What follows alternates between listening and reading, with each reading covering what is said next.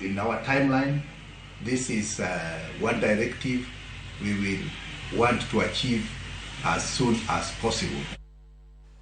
Midhiero mang'eny jaluoro mine mapek, achiel kuomgi en ich madongo oko mar ofuko. Nonro lero ni midhiero ni mako mine adek e kind mine 1,000 pachoka. Ere gimomiyo nyathi nyalo dongo oko mar ofuko, to ere thieth ma mine nyalo yudo? Rei Polo miyo sigana mar geno bang' twak kod mine ariyo moseyudo nyithindo tok midhiero machalo kamano, ka bende onywako duond laktar mar mine mapek. Pinyi ene rama. No kakawe ka gimoro ahinya. Ena ni koro gima ne chanda ahinya, ka na wuotho ne chuna ni nyaka mak pinyiya eka anyal wuotho. Oa e pinyiya, odhi shoot nyaka to my shoulder blade. Rem ne medore kaka odiochieng' ne lokore. Omiyo Caroline Okundi nodonjo e mbui mondo okol lony e wi rem mane owinjo. Ke gimomiyo pacha noringo ni it might be an ectopic pregnancy. Kang'iyo taneno ka gik matima e gik mondike e gino. Jaod Caroline kod osiepgi moro ma jachiw thieth ne ojiwe mondo ring omany thieth e osiptal. Duoko mar picha manogoye nofwenyo ni Caroline ne ogamo remo to nyathi ne dongo oko mar ofuko. Gima scan report nondiko ni mfuko mar nyuol cha nitie gimoro machalo pipi mochokore kanyo. To kamane kaka na gik ma otera e theater to remove the ectopic pregnancy.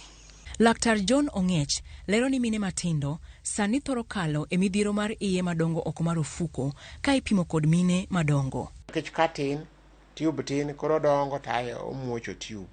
Koro kose muocho tube, koro esa miwinjo rem cha. To sama poro dongo kama tisni, to podi samoro rem nyalo bedo ni tin.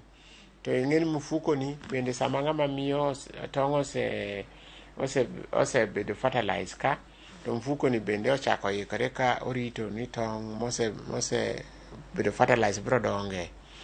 Koro kamago kotimore tinyanong'o ni ng'ama miyo remo wuok. Koro remo mawuok ni nyalo paro ni koro period biro, to kara en remo mawuok manide rito tong' mose bedo fertilize mondo dongo. Koro inyalo confuse kiparo ni en mana miscarriage.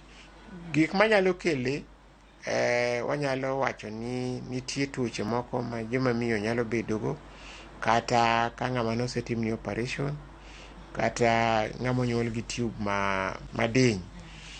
Kodiny to koro omiyo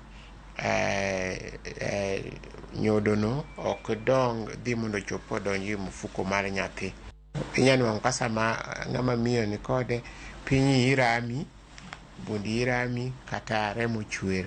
Ranyisi mamoko oriwo rem maluwo gok, ng'adruok mar muya kod buok. Ka in gi sign ma kamago, to onego beni koro iringe osiptal mondo check ni to en ang'o matimore.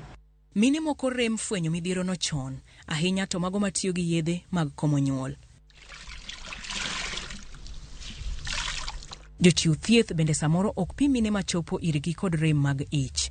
Milde Dolande en achiel kuomgi. The first doctor gave me antibiotics for UTI. After the medication, the pain came back again.